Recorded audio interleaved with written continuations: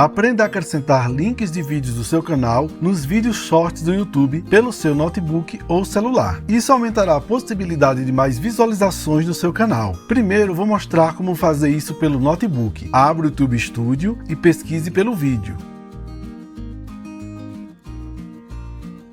Clique no link ou nesse ícone.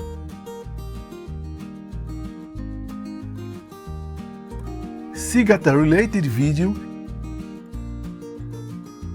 e dê um clique nesse ícone. Escolha o vídeo manualmente ou através da pesquisa nos seus vídeos.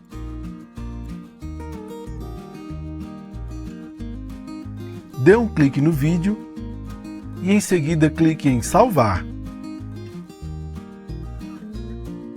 Agora você vai aprender a fazer esse mesmo procedimento pelo celular. Abra o seu navegador e pesquise por studio.youtube.com e acesse o site.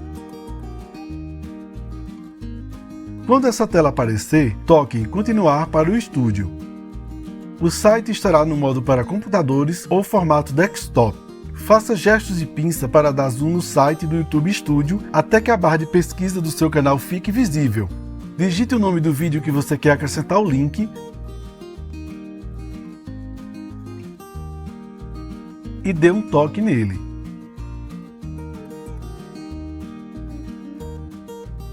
Procure por Related Video e dê um toque nesse ícone com formato de caneta.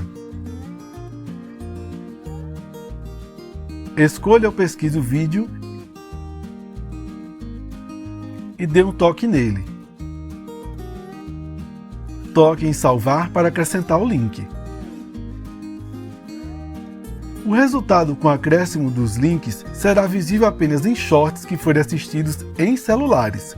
Veja o resultado final nesse trecho do vídeo, onde foi acrescentado o link e a demonstração do redirecionamento.